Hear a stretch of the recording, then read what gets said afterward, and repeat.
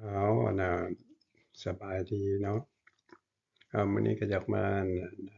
แลกเปลี่ยนความคิดความเห็นพอได้เฮ็ดเป็นภาษาฝรั่งกับภาษาอังกฤษให้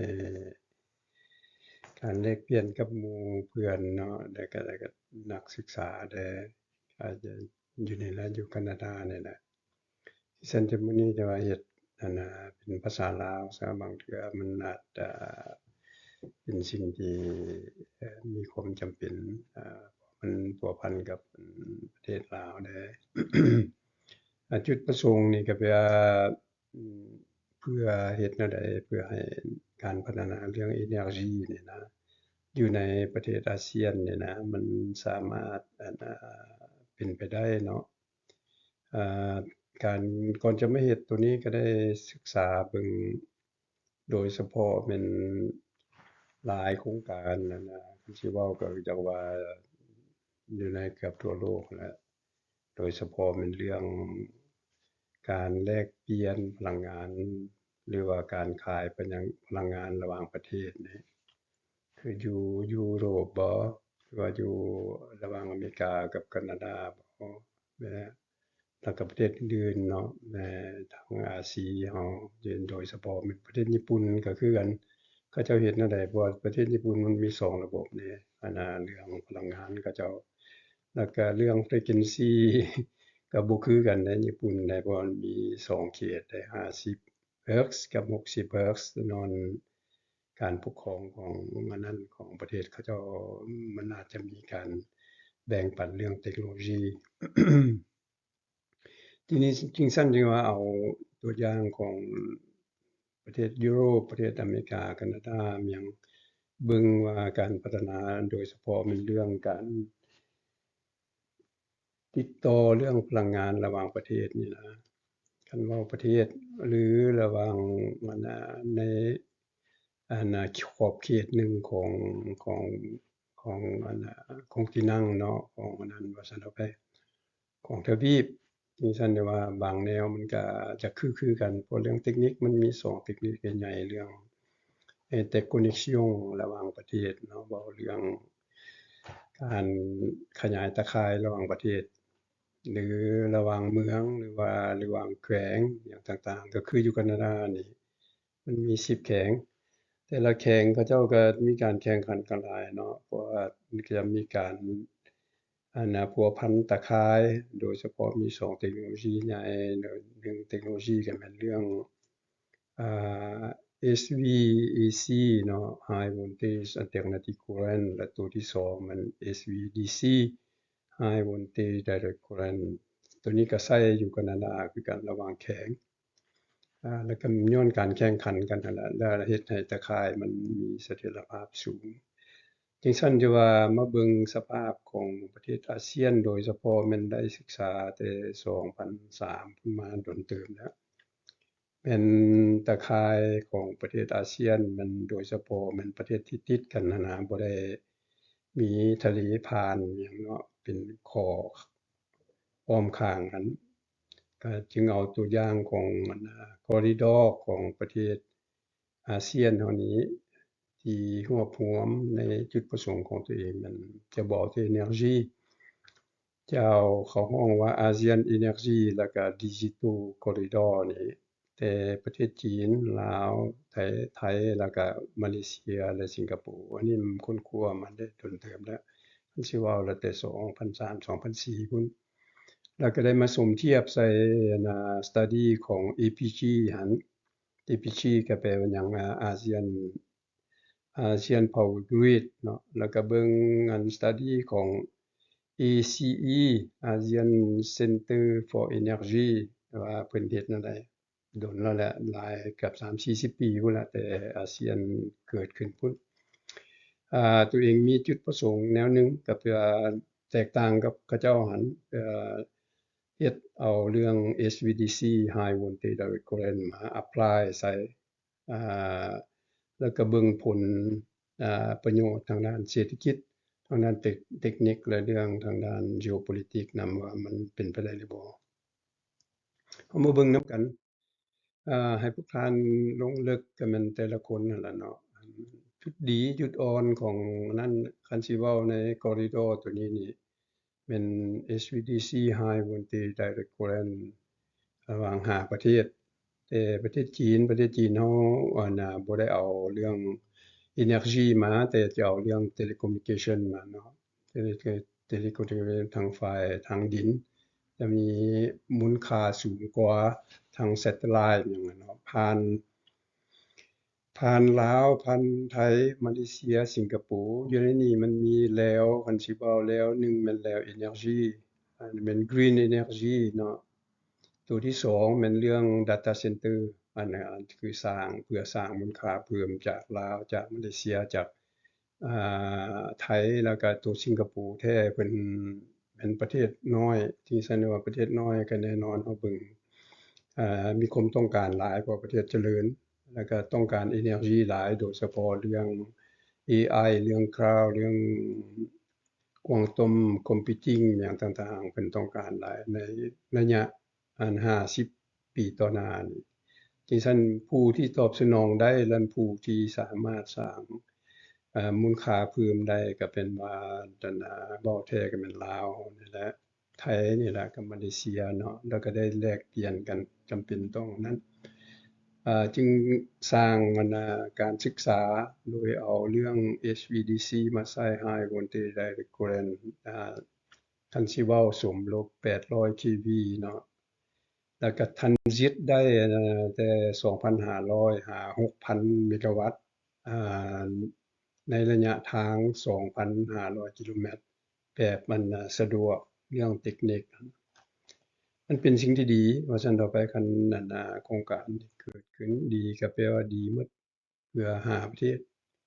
ก็เว้าอยู่ในนี้เฮ็ดถึงเป็นภาษาฝรั่งกับภาษาอังกฤษก็แปลว่ามัน5 country 1 corridor แล้วก็ทุก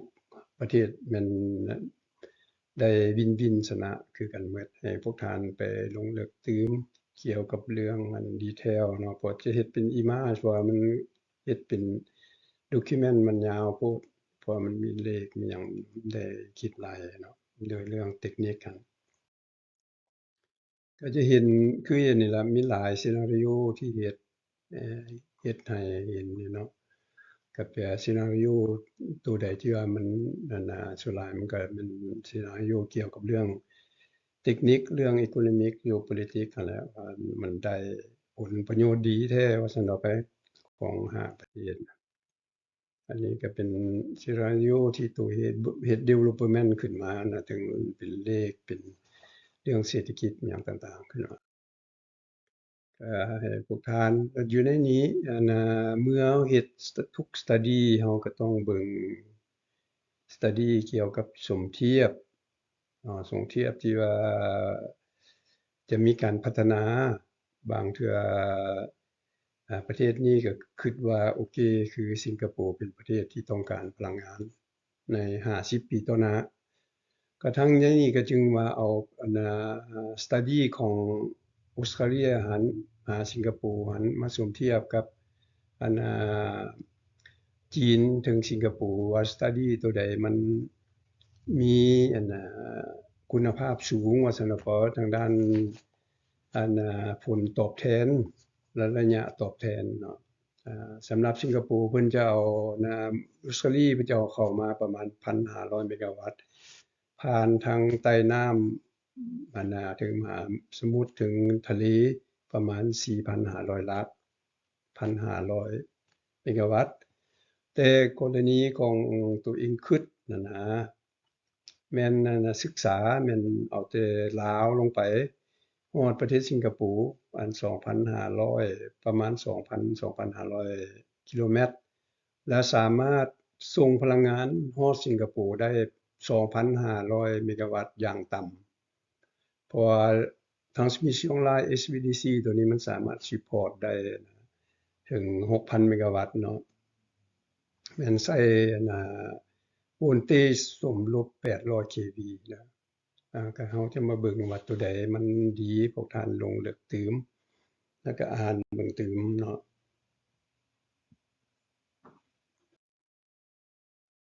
อันนี้ balance สมเทียบ ให้ผู้ท่านเบิ่งตื่มว่าตัวใดมันได้ผลดีและสามารถตอบสนองได้อันนี้มาแต่จีนลาวจนถึงสิงคโปร์และตัวนี้มาแต่ออสเตรเลียถึงเป็น study จากออสเตรเลียนี่เพิ่นเฮ็ดไปอาจจะไกลสมมาสมควรแล้วล่ะแต่เนี่ยผลที่จะได้รับตามเบิ่งในการศึกษาตัวนี้เทียบใส่มาแต่ประเทศจีนหาสิงคโปร์นี่แม่นตัวประเทศจีนหาสิงคโปร์นี่มีผลได้ดีเกือบทุกแขนงเลยเนาะเทียบใส่เนาะเพราะคันสิเว้าเรื่องทางระหว่างทางดินกับทางใต้น้ำทะเลนี่ก็แน่นอนทางใต้น้ำทะเลมันจะ complex จะยากแล้วก็ใช้เงินสูงทางใต้ดินนี่ก็แน่นอนมันจะง่ายแล้วก็จะมี possibility หลาย possibility ที่จะเฮ็ดทางดินนี่จะมี3 possibility ที่ซอกหาเงินได้เนาะอยู่แล้วเดียวก็เป็น1 energy 2แม่น data center 3แม่น data communication เนาะแต่จีนฮอดสิงคโปร์แล้วก็ไปทั่วโลกแล้วมันจะสามารถประหยัดเรื่อง telecom เรื่อง satellite เรื่องหยังได้แล้วก็เป็นของ backup แบบcontingency นะแบบว่า contingency มัน-2 -3 -3 -4 ก็ได้เพราะว่ามัน corridor ตัวนี้มัน corridor ทางดินเรามีแต่เพิ่มไฟเบอร์ออปติกมันขึ้นซื่อๆแล้วก็หาเงินย้อนอันนี้นี่อันนี้มันนั่นน่ะการศึกษาที่ตัวเฮ็ดสำเทียบเด้อสมเทียบมายกตัวอย่างว่าสิงคโปร์บ่มีพลังงานสีเขียวที่เอาเข้าไป 2,500 เมกะวัตต์จำเป็นได้เอาพลังงานยกตัวอย่าง fossil หั้นบ่ว่า CNL บ่อันก๊าซ natural liquefy บ่แบบซี้นี่เนาะเว้าภาษาอังกฤษหั่นก็คันสิเว้าพลังงานเท่ากันนี่เพื่อมาพัฒนา data center หรือพัฒนาอุตสาหกรรมของประเทศสิงคโปร์ก็แน่นอนตัวพลังงานสีเขียวมันก็มีผลดีก่อนทางด้านเศรษฐกิจก็มีผลดีก่อนเนาะต่างๆเนาะแล้วก็ทางด้านเศรษฐกิจนี่เราก็รู้จักว่าเรื่อง fossil นี่อ่าพลังงานจาก fossil นี่มันจะแพงขึ้นนับมื้อนับแพงขึ้นเมื่อสมเทียบทั้ง2แล้วมันก็ทุกแนวก็บ่เท่าพลังงานสีเขียวแล้วก็เบิ่งการลงทุนหยังต่างๆและการผลตอบสนองหยังต่างๆไปให้อยากให้ท่านอ่านเบิ่งตื่มว่าตัวใดที่มีคำถามก็ให้ถามมาบ่พอให้ไปอ่านเบิ่งอยู่ในมันเป็นสรุป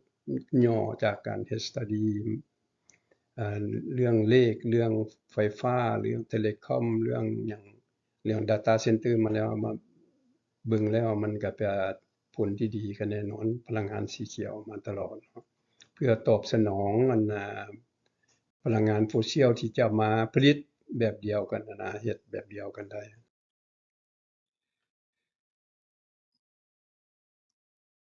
เว้าถึงคันสิเว้าถึงผลกำไรว่าซั่นเอาไประหว่างน้ำมันกับอันนี้นี่ก็แน่นอนพลังงานสีเขียวมันได้กำไรตลอดแล้วก็การลงทุนมันก็คันในระยะยาว50ปีมันก็แน่นอนกำไรมันก็หลายเนาะตลอดเนาะเพื่อประเทศสิงคโปร์ว่าซั่นเถาะแล้วก็เพื่อประเทศที่เป็นทางผ่านแต่ลาวไทยมาเลเซียสิงคโปร์เนาะกับประเทศจีนเพิ่นได้ทั้งเรื่อง telecommunication ให้เบิ่งตื่มเรื่องสมเทียบอิหยังต่างๆมันจะบอกแจ้งว่าดอกว่าอันนั้นบัดนี้เมื่อการสมเทียบเราต้องสมเทียบเรื่อง study ของเรื่อง study เกี่ยวกับเรื่องลงทุนนี่มันจะมี risk แล้วก็มีผลตอบแทนเนาะจะเบิ่ง corridor ของอาเซียนกับโครงการที่เฮ็ดมาปัจจุบันนี้ในโลกนะเกี่ยวกับเรื่อง energy นี่จะสมเทียบถึงโครงการของThree Gorges ของประเทศจีนเนาะก็เห็นอยู่นี่แล้วโครงการต่างๆที่เกิดมาแล้วโครงการดังกล่าวมาเทียบใส่โครงการที่ตัวเองคิดก็แน่นอนผลประโยชน์ที่โครงการที่ตัวเองคิดเบิ่งแล้วตาม study เรื่องหยังต่างๆมันได้ผลตอบแทนสูงที่สุดนี่ท่านจะเห็นอยู่ตัวนี้นี่เนาะอันนี้มันประเทศที่เฮ็ดมาแล้ว ผลตอบแทนและการใช้คืนใช้เวลาดนก่อนกันโครงการที่จะเฮ็ดนี่แล้วโครงการที่จะเฮ็ดนี่เป็นจังว่ามันได้ผลดีก็เพื่อย้อนว่า5ประเทศได้ร่วมกันและ5ประเทศได้แบ่งปันกันเรื่องกำไรนำกันแบบมันสม่ำเสมออันนี้เทียบโครงการที่ตัวเองเฮ็ดที่อยู่นี้กับ5โครงการที่มีมาแล้วว่าตัวใดได้ผลดีเนาะแต่ว่าแน่นอนสิ่งที่ตัวเองเฮ็ดที่ว่าได้ศึกษามานี่ก็จำเป็นได้ลงลึกแต่อันนี้มันเว้าถึงพื้นฐานสมเทียบต่างๆในโครงการต่างๆโครงการตัวนี้มันเป็นโครงการสแตนดาร์ดอยู่แล้ว1 transmission line มันก็ราคาก็เกือบฮู้หมดแล้วในทั่วโลกเนาะ2เรื่อง Telecom ไผก็ฮู้หมดแล้ว3เรื่อง Data Center ไผก็ฮู้หมดแล้วมันเป็น benchmark ของห้องเป็นตัวอย่างที่เฮ็ดมาแล้วสมเทียบมันสมรบประมาณ20ซะยังคิดว่า30มันก็ยังบ่ได้ผิดหลายปานใดหั้นนะทั้งๆที่บ่ได้ลงลึกคันแน่นอนต้องได้ลงลึกกว่านี้จะปฏิเสธบ่ได้เด้อเพราะว่ามันมีหลายแขนงได้ลงทุนบ่แม่นน้อยๆโครงการลงทุนเพื่อศึกษาเพื่อจะให้มันได้แท้ๆมันจะลงทุนประมาณ50ล้านดอลลาร์ได้สำหรับจ้างเอ็กซ์เพิร์ตมาเบิ่งว่าผลที่สิได้เพราะมันต้องมีการประมูลเฮ็ดลองประมูลอิหยังต่างๆเรื่องนั้นเรื่องการก่อสร้างอิหยังต่างๆเบิ่งอันนั้นเนาะใน3แขนงหั้นแล้วก็การร่วมมือระหว่าง5ประเทศที่การก่อสร้างของแต่ละประเทศรับผิดชอบหยังและแบ่งปันรายจ่ายอิหยังต่างๆของแต่ละประเทศรับผิดชอบเมื่อมาสมเทียบใน5โครงการแล้วพวกท่านก็จะเห็นโครงการที่เกิดมาแล้วเดี๋ยวนี้ใน5โครงการเนาะประเทศจีนThree Gorges นั้นอันนั้นเนาะประเทศอันนี้อยู่นี่กับประเทศตัวนี้มันออสเตรลีกับที่จะเฮ็ดกับสิงคโปร์แล้วก็ประเทศนี้เขาจะเห็นประเทศอังกฤษแต่ละประเทศมันจะได้ผลและผลที่ตอบแทนพวกท่านจะเห็นอยู่นี่เนาะตัวใดมันได้ดีกว่าถึงว่ามันจะน้อยมันก็ยังได้ดีอยู่แต่ว่าโครงการนี้ไผก็ฮู้จักมันก็สามารถสร้างมูลค่าเพิ่มได้หลายใน50ปีมันจาก40 billion นี้ตามรายนี่เนาะแบบโคโซโมโดเว้าแบบว่าผิดถูก20-30%มันยังคูณประมาณเกือบ10เทื่อ10เทื่อของมูลค่า15เทื่อมันจะตกจาก45ล้านมันขึ้นไปเป็น500-600ล้านพุ่นเนาะใน50ปีมันดีสุดแล้ว อันนี้เขาก็จะเห็น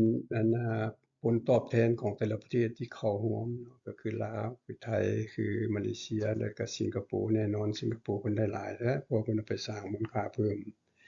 แล้วก็ประเทศจีนเพิ่นก็ได้เนาะอยู่ในอันนี้ร่วมกันแต่2025อันนี้เป็นโครงการเยื่อนไปแน่นอนโครงการดังกล่าวนี้คันเริ่ม2026 2032 2033จะใช้6-7ปีเพิ่นได้สร้าง แต่จะเริ่มจากนั้นไป อันนี้เว้าสมมุติว่ามันแล้วโครงการแต่มันบ่ทันได้เริ่มดอก study มันก็ได้เริ่มมีแต่การคิดไล่เฮ็ดเอาโครงการเก่าหยังที่มีมาแล้วมาใส่แล้วก็ไล่ว่ามูลค่าที่เขาเจ้าไล่ในปัจจุบันนี้ในทั่วโลกเขาเฮ็ดกันเท่าใดแล้วเขาขายกันเท่าใดถ้าประเทศลาวเว้าจะเว้าประเทศไทยมัน เพิ่นก็ได้หลายแต่ว่ามันยังบ่ได้หลายที่สมเทียบที่GDP ของเพิ่นเทียบกับประเทศจีนเพิ่น19,000คันสิเว้า19,000นั่นน่ะ billion เนาะ19อ่า19 trillion แม่นบ่ลาวมีแต่18 billion ยกตัวอย่าง2025 2026แล้วก็ไทยเพิ่น500มาเลเซีย600-700แล้วก็สิงคโปร์500เรามาเอาประเทศลาวอันนี้โครงการดังกล่าวนี้คันบ่มีโครงการนี่ก็เราเว้าถึงเรื่องการขยายตัวของเศรษฐกิจในโลกมันจะประมาณ4%เนาะ4% average แล้วก็ เนาะมันจะเพิ่มขึ้นในคันเอา 4% เดี๋ยวนี้มัน18 billion ใน50ปีต่อไปมันจะเป็นปีที่50จะได้62 billion อันนี้มันการเพิ่มแบบ average ของมันแล้วถ้ารายรวมของ50ปีเราจะมีนั่นมูลค่าที่ว่าเก็บได้ที่เราก็บ่ได้เว้าถึงรายจ่ายเนาะประมาณ 1,250 billion ถ้ามีโครงการแล้วก็ใส่ตัวเพิ่มแบบ 4% ขึ้นไปแบบปกติแล้วโครงการมาเพิ่มก็จะขึ้นถึง400ปลายบิลเลียนเนาะเห็นบ่ถ้ารวมทั้งหมดภายใน50ปีมันจะเป็น 4,800บิลเลียนก็หลายเติบเลยล่ะ4,000กับ 1,200 เนาะก็หลายเติบ แล้วคันเว้าถึงเงินเว้ารวมแต่นี้ฮอด50ปีของแต่ละคนนั่นราย average เด้อรายรวมหมดนั่นน่ะรายแต่ปีนี้ฮอดปีนั้นก็ได้3,900ซื่อๆเอาราย average บัดนี้ถ้าเว้าโครงการนี้ราย average เราบ่รายปีสุดท้ายได้รายแต่นี้ฮอดพุ่นประมาณ22,000ดอลลาร์ต่อปีก็เทื่อมันผลสิได้นี่ตัวนี้มีแต่2.8เนาะ เทียบใส่ซุมื้อนี้ตัวนี้มัน 12.5 เทื่อของ2026ก็เพื่อสิ่งที่ตอบสนองได้มันหลายที่สุดมาเว้าถึงเรื่องเทคนิคก็เพิ่นมี3 revenue เนาะ1ก็เรื่อง data communication 2เรื่อง energy 3เรื่อง data center อันนี้เว้าเรื่องภาษาหมดนักวิศวกรดอกอันนี้เว้าถึง transmission line อันนี้ corridor ของมันอันนี้มัน corridor ของ fiber optic อันนี้มัน transmission line ตัว HVDC มันจะบ่ใหญ่คือ HVAC เนาะมันจะน้อยกว่าจะต่ำกว่าแล้วจะมีแต่3สายอันนี้มันจะใช้6สายตืมอันนี้ตัวนี้มีแต่3สายบีปนเนาะก็ประหยัดไปหลายสิ่งหลายอย่างแล้วเดี๋ยวนี้นี่เว้าเรื่อง telecommunication ทั่วโลกนี่ทุกประเทศเนาะก็ต้องได้ใช้ satellite หยังแต่เมื่อเราใช้ทางพื้นดินมันก็เป็น N-3 M-4 ได้เพราะคันเราใช้ไฟเบอร์ออปติกเป็น redundancy ได้ก็สามารถเซลล์ทั้งเทิงได้ถ้าบางเทื่อบ่จำเป็นผ่าน satellite ก็ผ่านทางนี้แล้วจังไปตื่ม satellite ก็ได้เพราะมันไปตกอันน่ะสิงคโปร์หรือไปตกประเทศจีนกับสิงคโปร์มันเป็นบ่อนที่ขยายของทุกอันเคเบิลเรื่อง telecommunication มาทั่วโลกเลยเห็นบ่ว่าเมื่อมันตัดเส้นทางตัวนี้ได้ไวแน่นอนมันก็ data มันออกไวแล้วก็ในอนาคตก็แน่นอนเราได้อาศัยกันหลายประเทศเกี่ยวกับเรื่อง1เรื่องแชร์เรื่อง data เกี่ยวกับเรื่อง cloud เรื่องquantum อิหยังต่างๆอันนี้มันแนวคิดที่ว่าเทคนิคมันเป็นไปได้อยู่แล้วอันนี้เว้าแต่เรื่องเทคนิคเดี๋ยวนี้เด้อให้พวกท่านมันก็เพื่อ Corridor Energetic ของอาเซียนนี่มันเข้าใช้ HVDC อ่าปีโป้นเนาะสมรบ800 kV สามารถทันจิตได้ 6,000 เมกะวัตต์แต่เดี๋ยวนี้เริ่ม 2,500 ก็พอแรงแล้วอันนี้ข่าวเขาขึ้นฮอด 6,000 ก็แปลว่าเศรษฐกิจแฮ่งสิสูงขึ้นเพราะเขาจะตื่มยกตัวอย่างโซลาร์อยู่เมืองลาวตื่มเขื่อนอย่างต่างๆเอาเข้าแล้วมันสามารถทันจิตฮอดสิงคโปร์เพราะในอนาคตสิงคโปร์ต้องการถ้าบ่ผ่านไปฮอดพุ่นอาจจะผ่านฮอดไทยจำนวนหนึ่งแล้วก็ผ่านฮอดมาเลเซียจำนวนหนึ่งแล้วก็ผู้ใดมีก็ผู้ใดส่งขายตื่มแล้วแต่เรื่อง optimization ของ energy ที่เฮ็ดกันอยู่ปัจจุบันนี้ในประเทศยุโรป อันนี้ก็เป็นเรื่องไฟฟ้าเรื่อง telecom เรื่องหยังต่างๆเรื่องstrategy คือเว้ามาอันตัวเฮ็ดเป็นรูปหั้นแม่นจุดประสงค์ก็แม่นเรื่องให้มีกระดูกสันหลังว่าซั่นบ่ backbone เนาะแม่น energy กับดิจิทัลกระดูกสันหลังของ5ประเทศ เว้าถึง global อัน context ก็ไปแม่นเอไอแม่นความต้องการของเอไอนี่นับมื้อนับหลาย artificial intelligence นี่ทั่วโลกเนาะประเทศใดก็จำเป็นแล้วประเทศที่เจริญบ่มีทางเลือกแล้ว เนาะถึงเพราะมันจะใช้ถึงเรื่อง medicine เรื่องทุกแนวน่ะน่ะ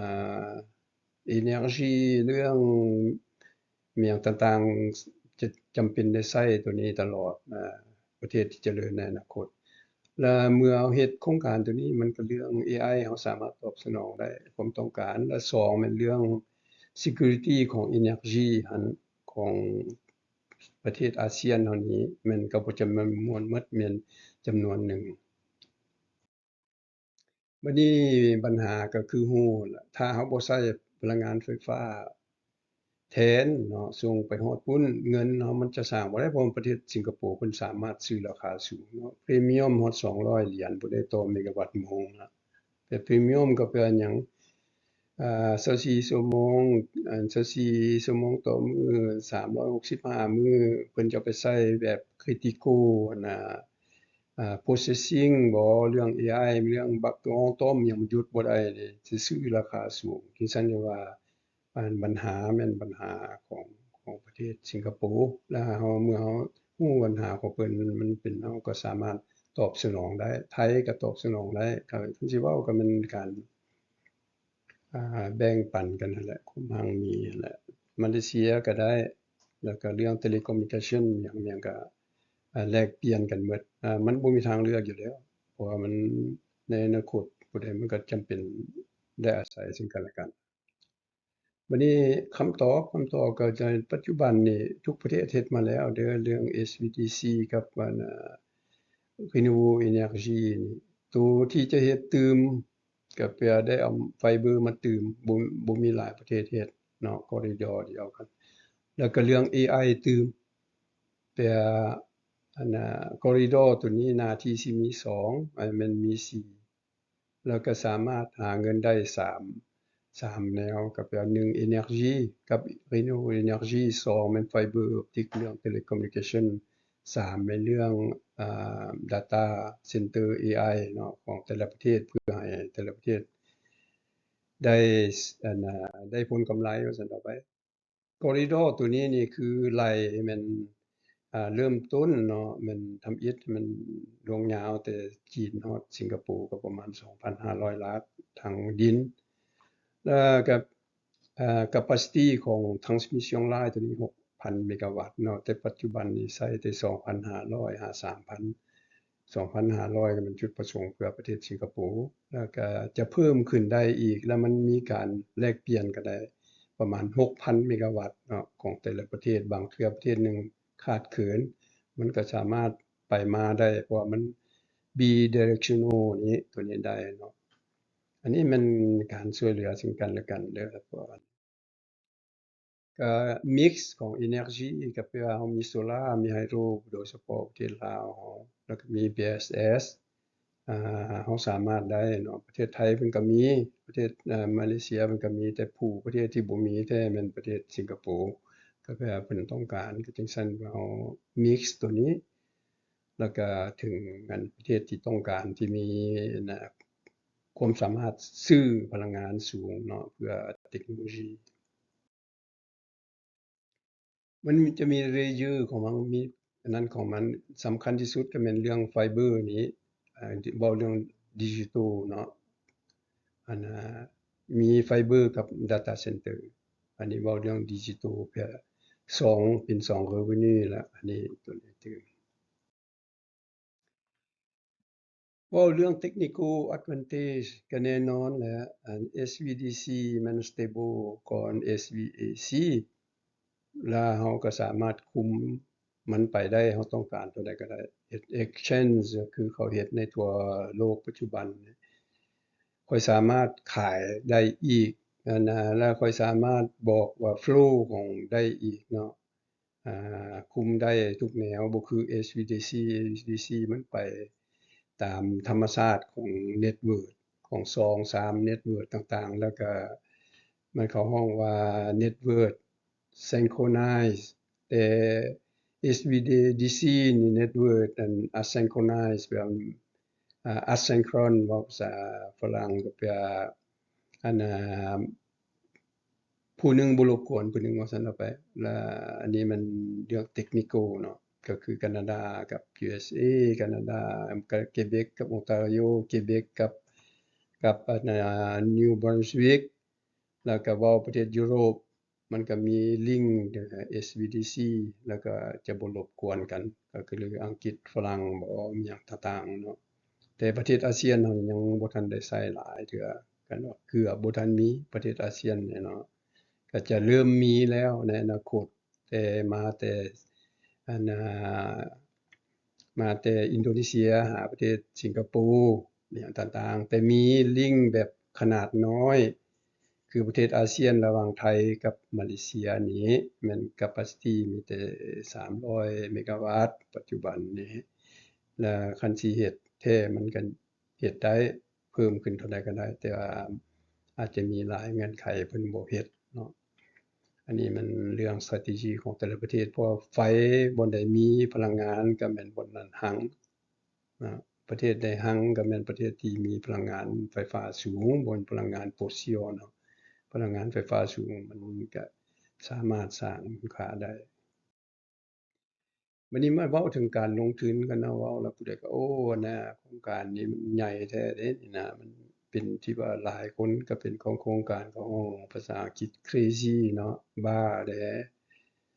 แต่ว่า crazy ตัวนี้ก็มีหลายคนอันนั้นอยู่คิดใหญ่อยู่อ่าก็คือฝากความคิดความเห็นให้บรรดาหมู่ที่เคยได้แลกเปลี่ยนความคิดบ่ว่าอยู่ประเทศแอฟริกาบ่มีหยังบรรดาอาจารย์หยังมันเป็นเทคโนโลยีที่ดีอันประเทศแอฟริกาก็เว้ากับหมู่อยู่ว่าคันพวกเจ้าเฮ็ดได้หลายประเทศพวกเจ้าก็แฮ่งสิมีความสามารถแบบซี้อันนี้การลงทุนเด้อนี่5ประเทศนี่48 billion การลงทุนเพื่อ50ปีเพื่อ75ปีเนาะแล้วก็100ปีก็เป็นไปได้มันลงทุนตัวนี้เริ่มต้นแล้วก็แบ่งภายใน5ประเทศแล้วแต่ของแต่ละประเทศบัดนี้ผลตอบแทน Financial Performance นี่ IRR นี่9.51นี่มันดีที่สุดแล้วโครงการ Energy เพราะมันยาวเด้มันบ่มีมื้อหยุดนะโครงการนี่นะเนาะแล้วก็เป็นโครงการ Sovereign อีก Sovereignty อีกเนาะตัวนี้นี่มันจะยาวไปตลอดมันบ่ได้หยุดจักเทื่อดิฉันจะว่าถึงว่ามันจะ9.51แต่เรื่องอันตัวนี้นี่คันบ่มีโครงการตัวนี้บ่มีใช้โครงการตัวนี้ประเทศอ่าสิงคโปร์อะนะเพิ่นต้องได้จ่ายค่าอ้อยค่าอ่า LNG เนาะ Liquefy Natural Gas อิหยังต่างๆนั่นประมาณ80-100 billion เนาะเพื่อได้ไฟ 2,500 เมกะวัตต์24ชั่วโมงต่อ7มื้อเนาะอ่าแต่ต่อปีจำเป็นได้จ่ายตัวนี้ตื่มบ่ทันได้นั่นได้นี่เว้าตัวตื่มได้นี่นะเนาะเพื่อมาให้ได้พลังงานเพื่อพัฒนาประเทศเพิ่นอ่าสิ่งที่สำคัญก็แม่นหาประเทศได้นั่นหมดนั่นแหละอ่าหาประเทศได้ชนะหมดเพราะว่าทุกคนก็ได้แบ่งเปลี่ยนปันกันตามที่ตัวเองไล่หั้นอ่า ในนี้ก็เป็นรายได้ก็มาจาก3 source 1 Energy 2 Transit เรื่อง Fiber Optic 3เป็น Data Center ตัวนี้มันบ่มีมื้อหยุดนะแล้วก็บ่มีมื้อใดว่าบ่ต้องการบ่มีนะเขาฮ้องว่าเรื่อง Resilient เนาะ Resilient เพื่ออนาคตว่าซั่นเอาไปแล้วก็ Green Energy เพื่ออนาคตจังซั่นแล้วก็เทคโนโลยีเพื่ออนาคตอันตัวนี้นี่เราก็รู้จักว่าความมั่งมีของประเทศเจริญมันต้องการ3สิ่งนี้บัดนี้เว้าเรื่องอ่financing ก็คือประเทศจีนเพิ่นบ่ต้องการเงินดอกประเทศไทยเพิ่นมีเพราะผลประโยชน์เพิ่นก็ได้ประเทศมาเลเซียก็มีประเทศสิงคโปร์แน่นอนมีหลายแล้วเพื่อ finance เนาะ แต่ประเทศคือประเทศลาวเราอาจจะบ่มีแต่ว่าเรามีพลังงานสีเขียวแล้วเราก็ขายตัวนี้ก็ใช้คืนมันก็หมดก็คือเว้านั่นแหละแล้วผู้ใดสิมาซัปพอร์ตเริ่มต้นนั่นน่ะตามคิดเบิ่ง World Bank ADB หรือว่า Temasek ของสิงคโปร์เพิ่นย้อนความต้องการของเพิ่น เพิ่นจะมาลงทุนให้แบบว่าลงทุนแทนแล้วก็เก็บคืนย้อน Energy บ่ซื้อถือ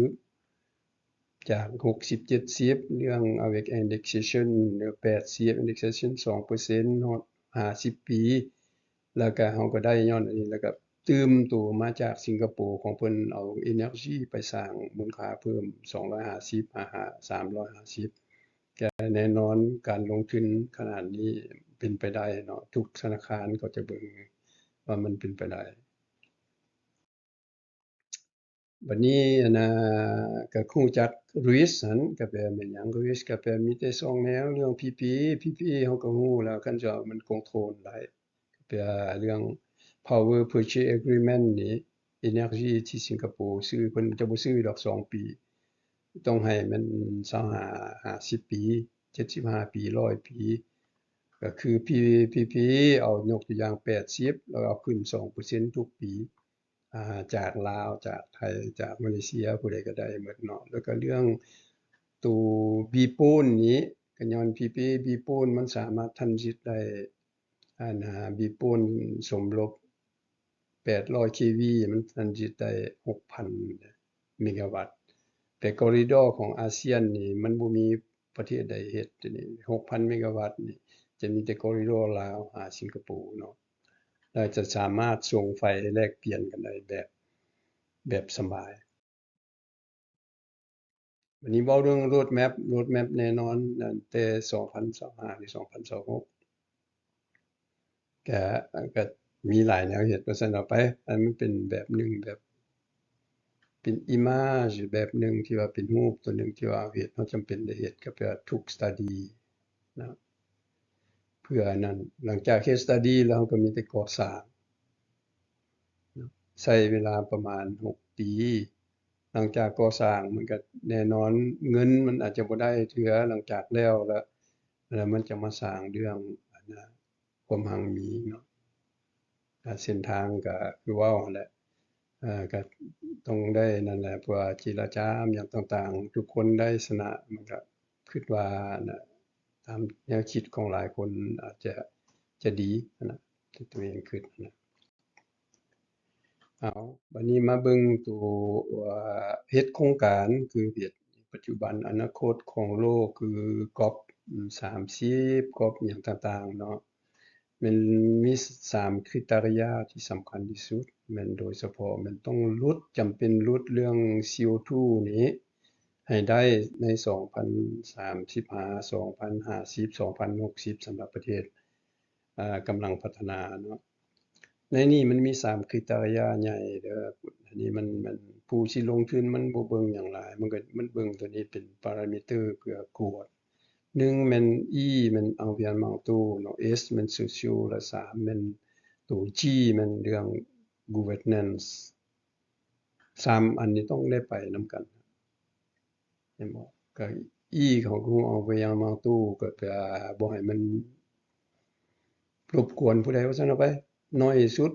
เรื่อง mitigation อิหยังต่างๆเนาะตัวนี้เพื่อให้มีแต่ผล positive สมทบ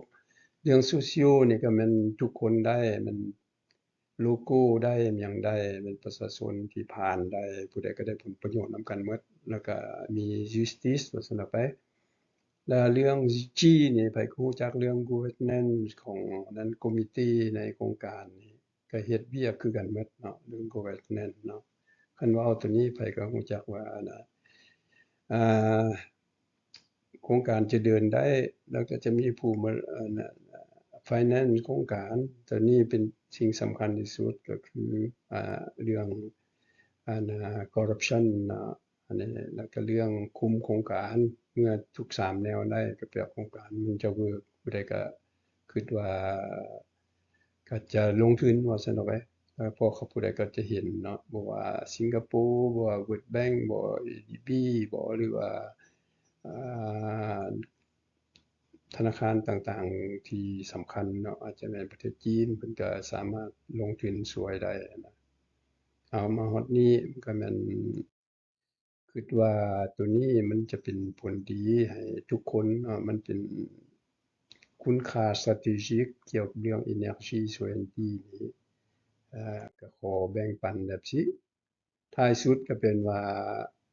การสร้างตัวนี้มันการสร้างความมั่งมี prosperity เนาะให้ประเทศอาเซียนที่เป็นคันกระดูกสันหลังว่าซั่นเอาไปก็คือว่านั่นแหละที่เพื่อทุกคนแล้วก็เฮ็ดให้ทุกคนได้พอใจมาฮอดนี้ว่าผู้ใดในอนาคตมีคำถามได้พบกันstudy ตัวนี้ก็เฮ็ดมาดนแล้วก็ได้ให้ความคิดความเห็นอยู่ประชุมอาเซียน Summit อยู่ใน Energy มาแล้วว่าน่ะยามมีโอกาสเนาะก็ไปแต่ละเทื่อก็มันจะมีโอกาสได้ล้มเมื่อมีโอกาสก็ได้ล้มเนี่ยคำคิดความเห็นตัวนี้มันเป็นไปได้อยู่ถ้าว่าได้เอามาศึกษาตื่มเนาะเพราะปัจจุบันหลาย solution ที่เฮ็ดมา HVAC นะ High Voltage Alternative Current มันบ่เดินเนาะระหว่างประเทศนั่นน่ะมันบ่ได้เดินได้เพราะเราบ่มันเทคโนโลยีที่คุมได้เด้เรื่องลด flow เด้ไอ้ตัวนี้มันสามารถคุมได้ก็ขอฝากฝังไว้ที่สิ่งซี้แต่นี้ก็แลกเปลี่ยนตัวนี้บ่แม่นอันนั้นดอกก็เคยให้เซมินาบรรดานักศึกษาหมด PhD อยู่นี้ก็แลกเปลี่ยนกับเทคโนโลยีเก่าเดี๋ยวนี้เทคโนโลยีตัวเองมาใช้นี่ก็ถ้ามีความต้องการก็สิได้แลกเปลี่ยนตื่มกับบรรดาหมู่กองนี้ตื่มเนาะมันก็คือมหาวิทยาลัยที่ข้าพเจ้าเคยเฮ็ดมากับมหาวิทยาลัยของ Quebec นี้แลกเปลี่ยนโดยเฉพาะเรื่อง HVDC ของประเทศ ASEAN Country แล้วก็เฮ็ด Interconnection ขอบใจเด้อแล้วก็มีหยังก็ให้ความคิดความเห็นแต่ว่าโครงการนี้แน่นอนต้องได้ลงลึกก็แปลหยังนั่นน่ะคนผู้เดียวเฮ็ดบ่ได้เนาะต้องแม่นนักเชี่ยวชาญระดับโลกที่เฮ็ดและการจ่ายโครงการที่จ่าย5ล้าน50ล้านเรื่อง study เรื่องเจรจาเรื่องหยังแต่โครงการมัน48 billion เนาะแล้วก็มูลค่าที่จะตอบสนองได้12เทื่อในระยะ50ปีก็48เป็น500 600 billion ใน50ปีสำหรับการศึกษา5ล้าน50ล้านนี่มันบ่หลายเนาะเพื่อให้มันโครงการมันแน่นอนเลยเพราะมี study impact study เรื่อง power system study เรื่องการเจรจาหยังต่างๆมีหลาย study นะที่คิดมาไล่แล้วมันก็ใช้ประมาณ2ปีแล้วก็ใช้เงินประมาณ5ล้าน50ล้านนี่แหละก็ต้องมีทีม expert เนาะเข้าร่วมก็เอ็กซ์เพิร์ตระดับโลกนั่นแหละแล้วก็แต่ละประเทศเข้าร่วมเนาะขอบใจ